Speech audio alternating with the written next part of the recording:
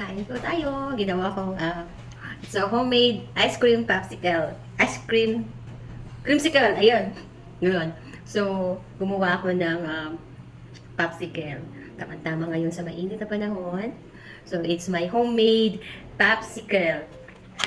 Creamsicle. Ayan. Lasang ice cream. Sa ice cream bar. So, itong molder, binili ko nito sa TikTok. Ayan. And then, yung mixture nito ay galing din sa TikTok, sa Lara Ice Cream. So, let's taste! Ayan. So, may technique ako. Kailangan kong ilubog muna ng kaunti dito.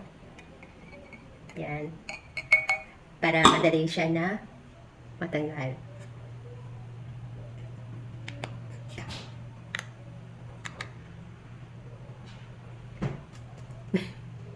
Yun nga lang, medyo matanggal. Matagal siya, matagal siya. Kailangan pa makahanap pa ako ng technique kung paano siya mabilis matanggal.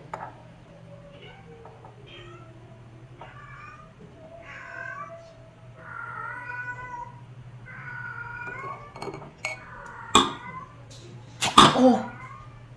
Oh, di ba? Yung pala talaga kailangan na few seconds. Itlubog mo siya sa tubig. Ayan. Look at this. It's a fruity mango. Fruity mango.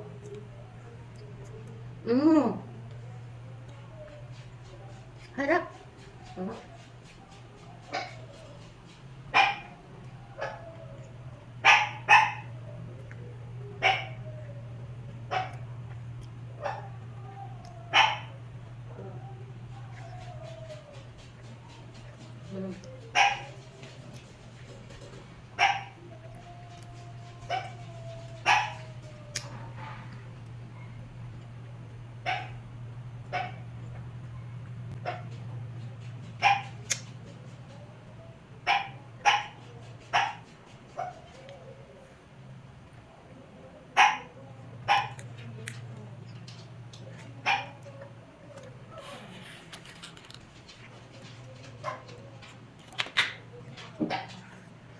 Sarap.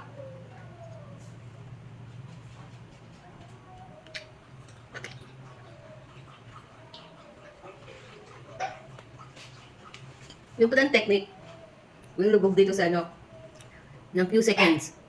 Para mabilis matanggal sa popsicle molder.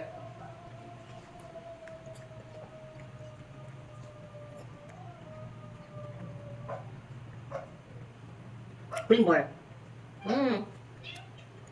Sarap.